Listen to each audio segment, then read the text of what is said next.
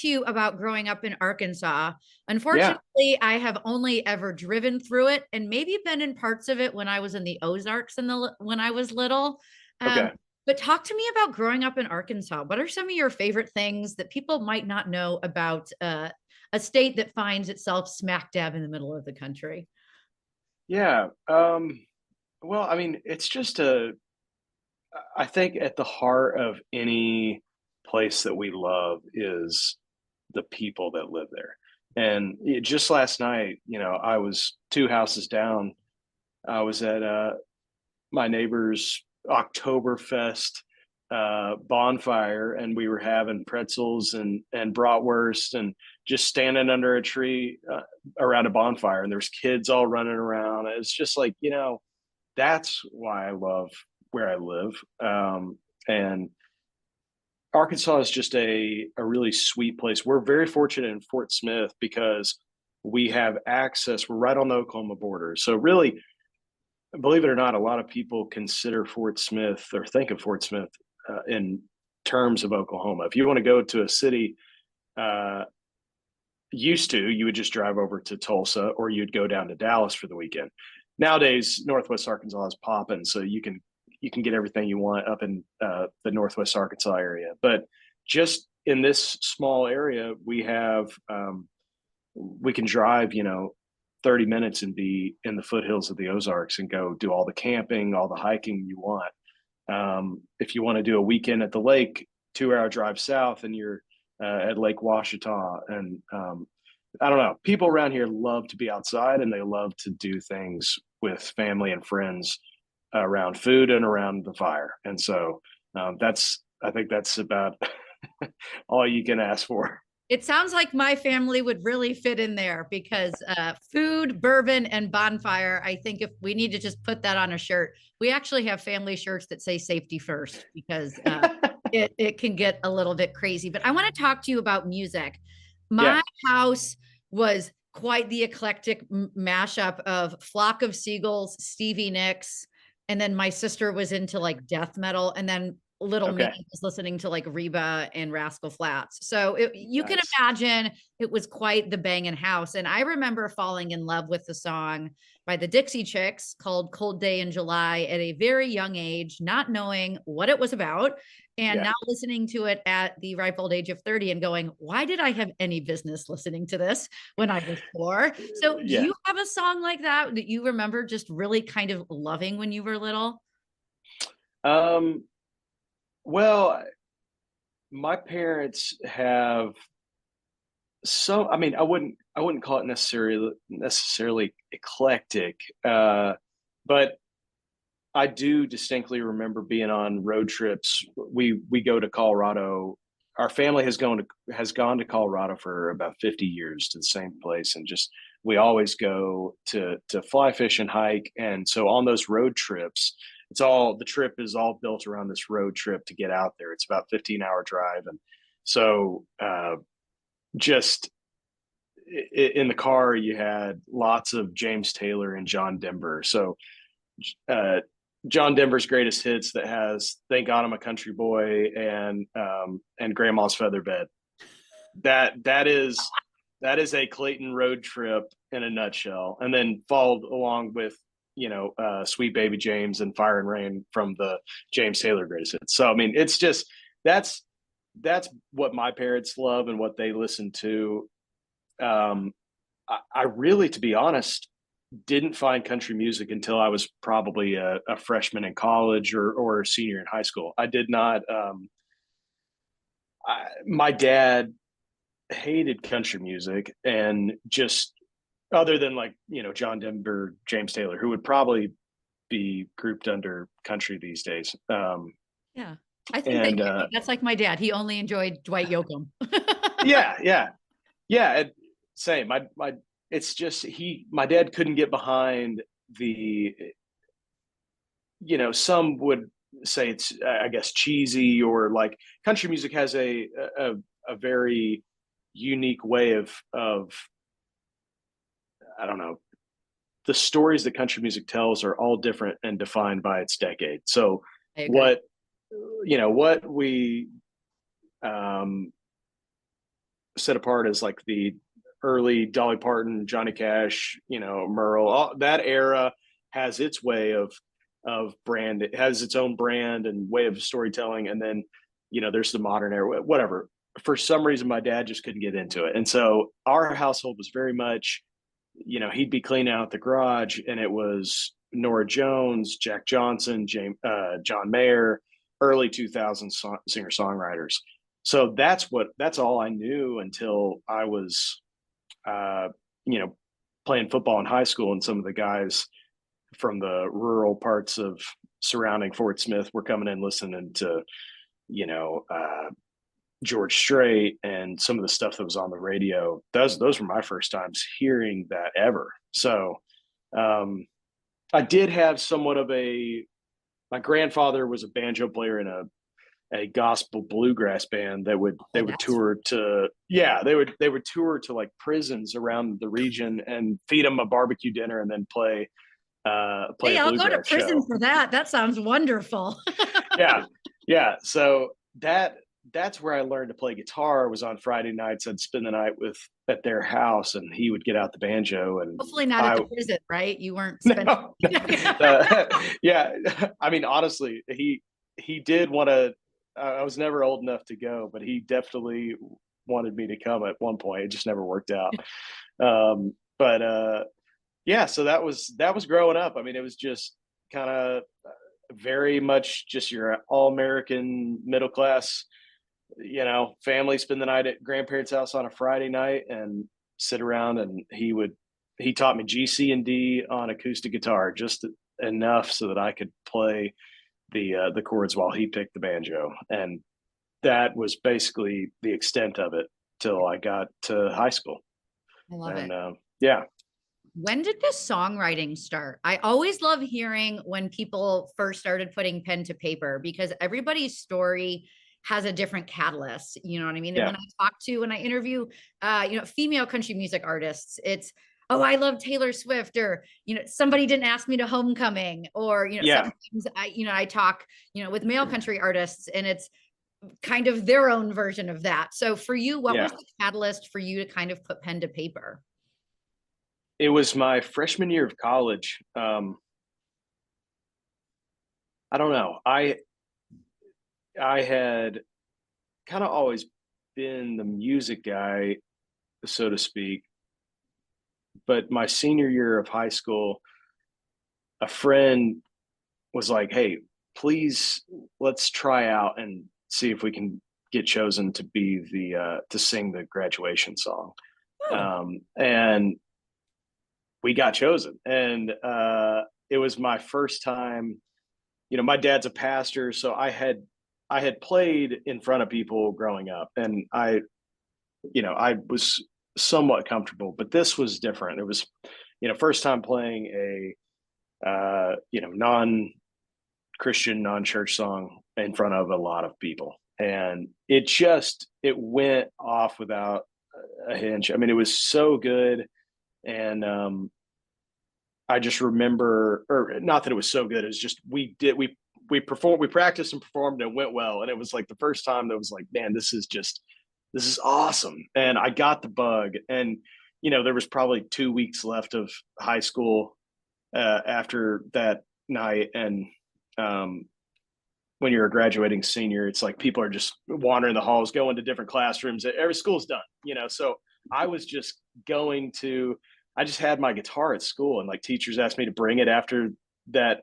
So it was just kind of like this ongoing bug that just kept going. And that summer I went down to the local farmer's market in Fort Smith, and just started busking and playing cover songs, and people were throwing dollars in the case. And that was another thing, was like, oh my gosh, like this is crazy.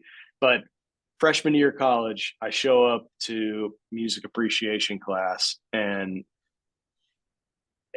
I don't know, it had never occurred to me. Yeah. And throwback to elementary school music. Exactly.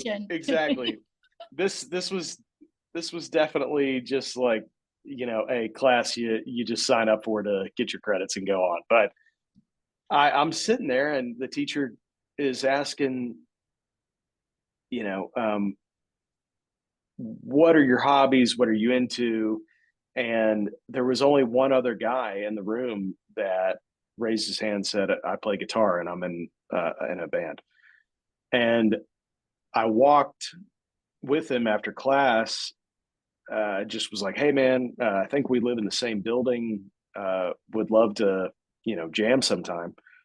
And we just hit it off and we started a little band called Small Town Symphony. And that was just like the beginning of it all. It was like it just kept going, and it was like, okay, I love this. I've always wanted to be in a band. Now I'm playing music with somebody else. I I need to start writing songs, and so I don't know. It was almost like something was living. I was always a huge fan of Jack Johnson. I idolized him as a singer songwriter. Like I wanted to be him, and I You think that wanted those always. banana pancakes. I get Yeah, it. exactly, exactly. Yeah, that I do think that probably lived subconsciously in the back of my mind, and I never had anything to just, I don't know, flesh I that out. And get it. I did a long list of things before I did this. And, as a country music lover, my entirety, like my mom has old school video of me dancing to Little Texas when I was 3. She's like, where the hell did you learn this music? I get that, like, that kind of subconsciously, lives in the back of your mind, and then you kind of manifest it. And here we are. And I selfishly want to ask you a little bit about the album that you put out last year, Long Way yeah, Home. Some of my favorite songs of 2023 are on there. So thank you. talk to me about just making the album, because I feel like every song is so different. But I am such a fan of albums that I can actually like sit and listen to from top to bottom. So first of all, thank you for the length. It's the perfect length. Um, Thank you. but I feel like they all make, like, they're all wonderful standalone, but when you listen to them together, like, it's just even better. So Yeah. kind of talk to me about crafting the album, struggles, triumphs, the whole gambit. And then I will selfishly ask you about my favorite song. Yeah.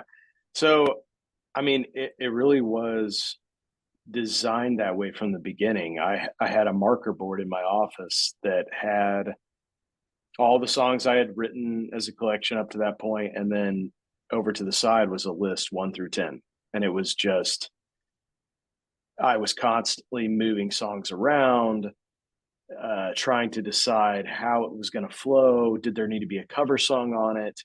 Uh, and it just so it was kind of a constant moving thing that but I mean that was the goal. I wanted to have a perfect for me, I wanted it to be something that I would sit down and listen top to bottom from song 1 to song 10. And so that's why it's structured in the way it is, where you have a morning song and an evening song, and you have like a time of day. There's a storyline that really kind of relates to my life of just like finding love, losing love, realizing you were looking for love in all the wrong places. The realization that I left my house or I left my home in Arkansas to come chase a dream. And because of COVID, I'm sitting here landscaping with 12 other dudes from, El Salvador and Mexico. And I'm just writing songs in the back of the truck. It was just, that's a whole story in and of itself. That song then leads you to like the love that he had found at the beginning is heartbroken. And then, yeah, so it's just, it all kind of comes down to the song Different Kind of Simple Life Oh my that, God. That's what I was going to ask you about. okay. Yeah, that is, it's a pretty sad song, but it's like, But I love it. I'm so glad you do. Thank you. That's the song that, it really was my goal was to try to write a song that felt as close to the community, the real community that exists here in Fort Smith and Eastern Oklahoma. Um, you know, if you drive on Garrison Bridge downtown, over the Arkansas River from Fort Smith into eastern Oklahoma and rolling, there's like a giant junkyard of cars. There's a stockyard lot. There's just, and that's where a lot of my friends grew up, and in that town. And so that song basically is I had a friend kind of take me aside and just say, you need to move to Nashville. If you don't, you're always going to wonder and you're going to regret that you never did. And so, so I did. And it really is just what's sad about that song is that it gives you hope that you can go off and come back. And what people don't tell you is that that's not always true. Life is really tough, and everybody is on a different path. And um, you know, the idea that we're always going to be here, you can go do your thing, it's always going to be here when you get back, that's sometimes not true. And when you come back, you find out that people have changed, things have changed, has changed, There's and a new you've Dollar got General in town where your favorite yeah, store used to be. Yeah. exactly, yeah, yeah.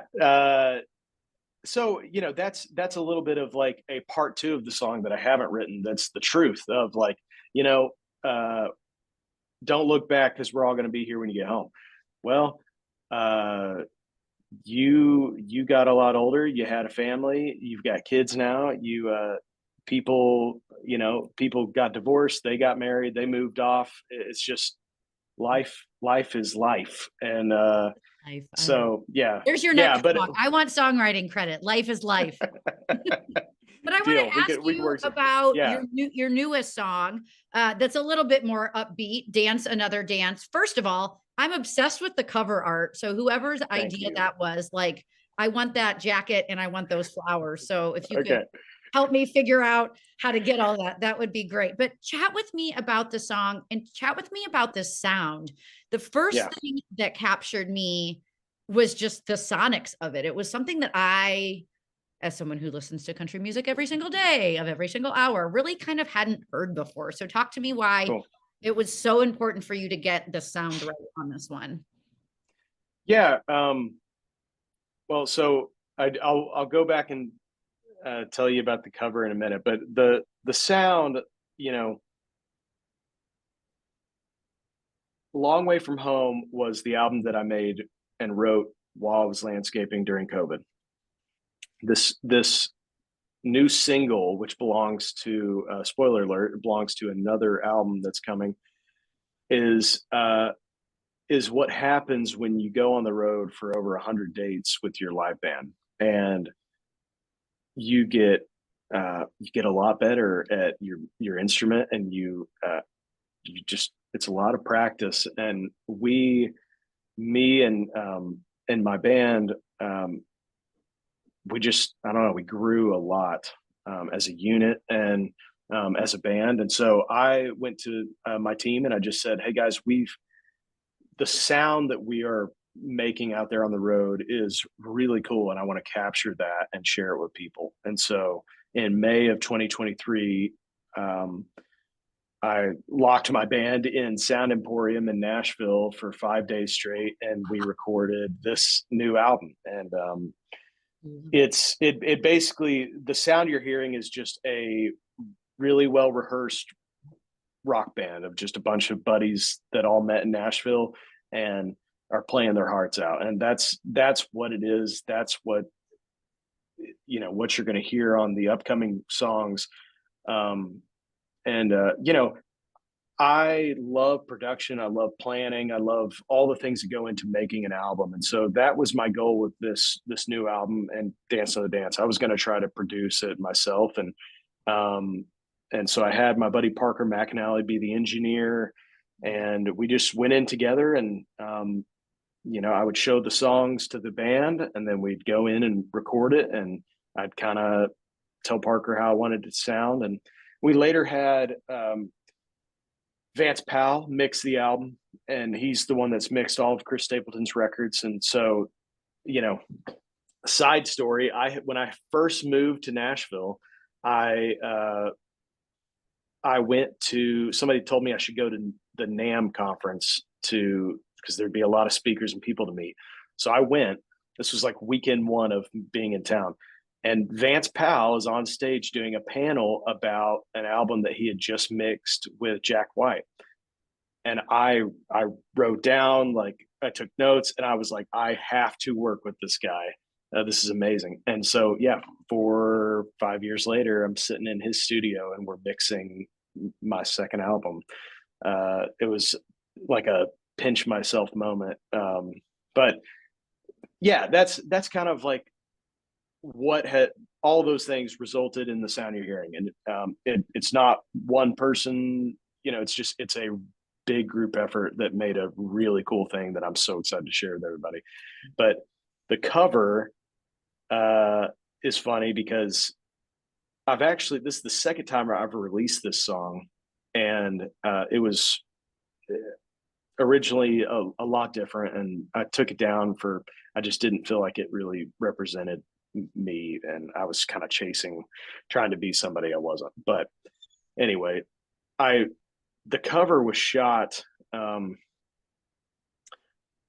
I first moved to town, I had a big Ram ProMaster van with a big white van that I was hoping to turn into a camper van and take on the road. And I didn't have the money we were about to put the single out, and I didn't have money for a photo shoot. So my wife and I got a bed sheet and got magnets and hung the bed sheet up on the side of the van. And then we put like boxes of shingles were laying by the house that were left over that didn't get used. So we put those at the base of the van as a platform. And we just set up our camera on a tripod, set the timer for 10 seconds, and I would get her ready. We went to the vintage store and bought the whole outfit, and I got her the big jacket and got the flowers. And I would set her up and make sure it looked how I wanted. And then I would press the timer, run, get on the platform, and then we would get in position. I'd like put out my hand and do the whole pose. And yeah, we finally landed on one. And so the cover you're seeing is like version 2, where I cropped it in to where you can't see my face and you can only see the hand. And it's, my wife just had our second child. So I've had a ton of downtime this summer. And so I've just been like, I've been on the iPad, like doing lots of design work because it's just fun for me. So I've had fun doing that. You should put your face on like a fake one. It's like exactly like a blooper cover. But what's next for you? I mean, obviously you're a busy dad of 2, so there's lots of diapers and feedings and weird hours for you. But musically, what is next? What are we excited about? Well, I don't have an official, I think it's okay for me to talk about this. I don't have an official date for announce or I can't announce the album name, but I do have a second album coming. Mm-hmm. And it's coming very soon. And the next single, which we'll announce coming up here shortly, is super special. And it really is the culmination of like this new album. And so it'll, like, for people who are wondering where we're going, what is the next step, this will tell you everything you need to know. And it's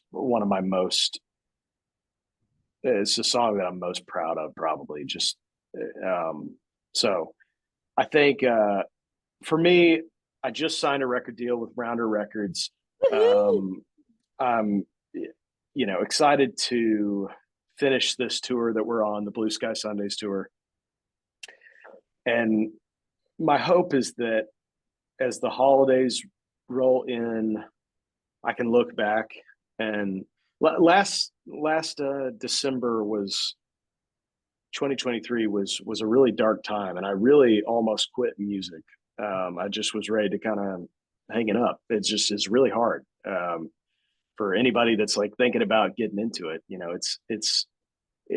There's little things that happen along the way that people don't tell you about that it's just a hard lifestyle. And so I'm excited to get to this December and to look back on everything that we've accomplished this year. And because we've, a lot of really cool things have happened for the team and me.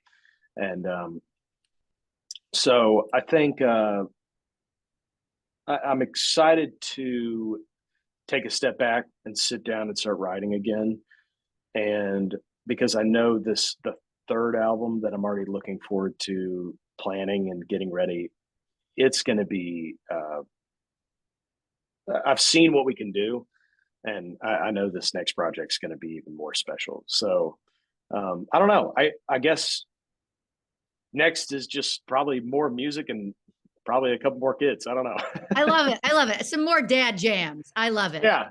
Yeah. Love it. I've kind of, it's funny. I moved to town when I was about 24 years old, and I kind of thought everything was going to happen. And then COVID hit, and 2 years went by of just working landscaping and and then we moved back to Arkansas to be close to family as we had kids. And I've been touring the last 2.5 years, and now I'm almost 30. And it's like, man, I kind of missed the boat on the young, singer songwriter pop star thing.